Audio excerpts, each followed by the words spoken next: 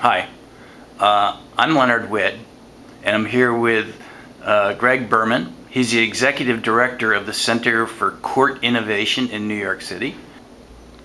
So I'm interested, of course, in the juvenile justice space, and any big innovations that are going right now that are taking place in juvenile justice that you think people should know more about and don't know enough about? So we've made a deep investment in the youth court model, and I'm sure you know the youth court model is a peer-based tribunal where we train local teenagers to play the role of judge, jury, attorneys, and they handle actual cases, either referred by police or referred from the courts.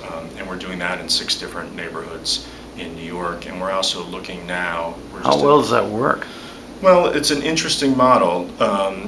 What we can say works about the project is a couple of things. One is it's an amazing leadership training tool for the kids that come in, and we very purposefully, our approach is not to cream. And so we're looking to attract as members, as jurors and judges and as attorneys, not the A students sitting in judgment of the F students. We're purposely trying to get a real mix of members. And it can be a life-transforming experience to serve.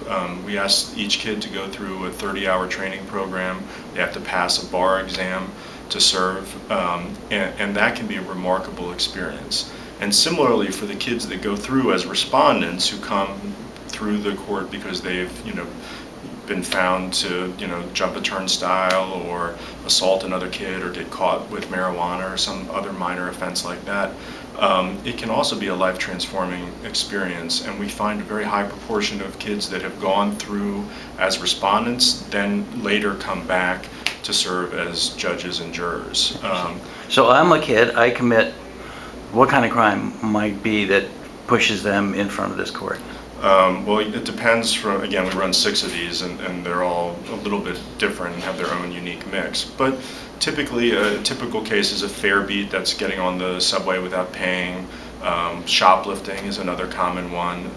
The one we run in Staten Island sees a lot of cases from the Staten Island Mall, people stealing from stores. So I walk in, I'm a kid, I've been arrested for shoplifting. I walk into this court, then what happens once I walk in?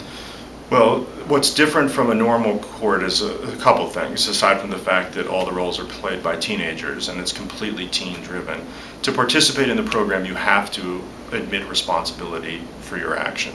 So this is not a body, this is not a fact-finding body, this is not a body that's determining guilt or innocence. So this is a body for you've admitted that you've done something wrong and are willing to submit to whatever the sanction is that the jury comes up with. And the way we run it, and everybody runs it a little bit differently, we have a very jury-driven process. So the jurors actually actively ask questions of the respondent. And what's wonderful about it from my perspective is that the kids actually are really ask great questions, and they have great BS detectors. And so sometimes they'll elicit stuff from the respondents that no adult would have ever known to ask.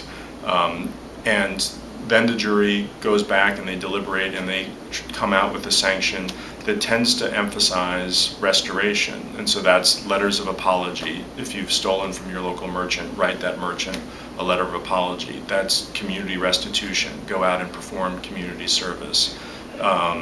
That's links to things like anger management and tutoring that might help improve the life of the respondent. These kinds of things. So the whole general idea is to turn peer pressure on its head. I think that we typically think of peer pressure as a negative force in a young person's life. That's what leads Johnny to take his first puff of a cigarette, or that's what leads Johnny to go out and commit his first offense. And what we're trying to say is that peer pressure can be a positive force as well, and lead people to pro-social behavior. That's the nub of the idea in the youth court. Great.